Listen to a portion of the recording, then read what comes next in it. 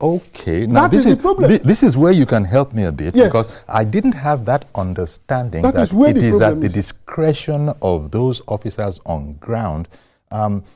It is the understanding I had. The word of real-time, instantaneous transmission is not contained in this. Because this bill that is passed as an act now. Because in their wisdom, the legislators, in their wisdom, as you put it, I have queried that wisdom. Have seen that with that wisdom, we will tolerate it. In their wisdom, they have seen that you can't guarantee instantaneous transmission. Very good. The president, in his own comments, as he was about to sign this thing, he had said so, that you can't guarantee. But we had known earlier that Form EC8A is the very document that a scanned copy of which will be uploaded. First of all, everything depends on Form EC8A. Agreed. The first record, I understand, the very first record that is done in public with numerous witnesses, that is what is recorded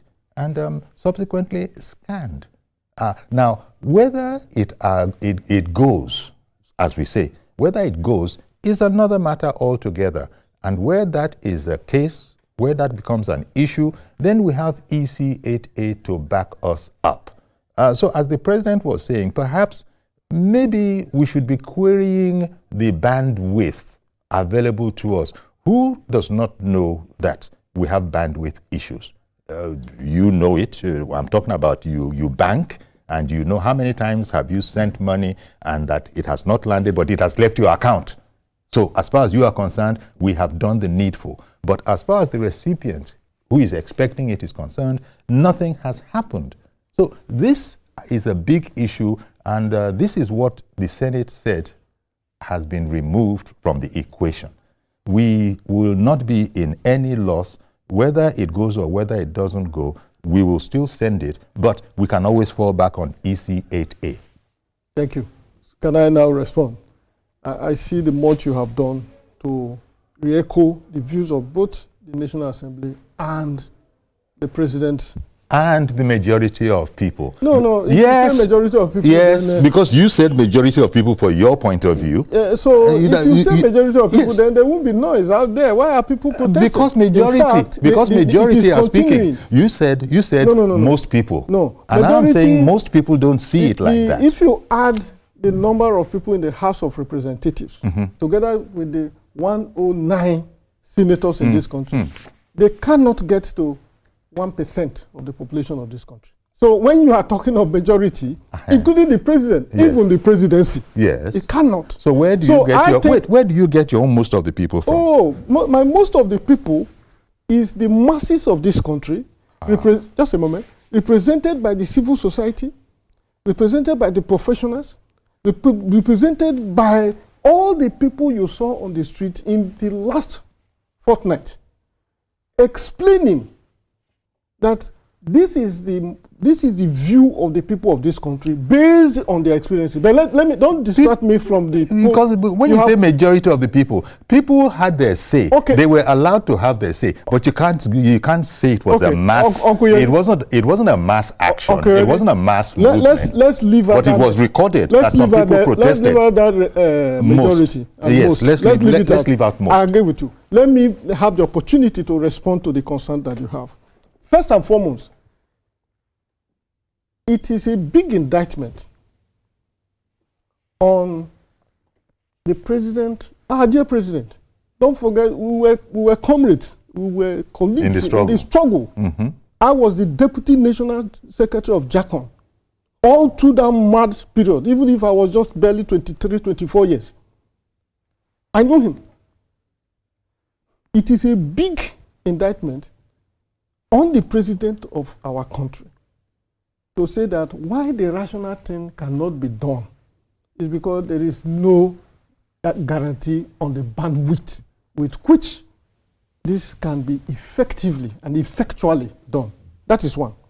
The second point is that he re-echoes the sentiment of the lawmakers, House of Reps, Senate, thereby fortifying their position that we don't yet need transmission of electronic results instantaneously and in return. Sorry, I must beg to differ. He didn't say we don't yet need. I think he implied that we have the infrastructure. The technical, we are not. How technically compliant are we today? In other words, we don't have the guaranteed technical infrastructure dealing with actuality. So I am not missing that. It's not lost on me. Mm-hmm. So let me land with my thoughts. Now, in this country, on record, these are politicians talking. In fact, from the majority, from the ruling party, because we have seen, I'm sure you won't say that didn't happen.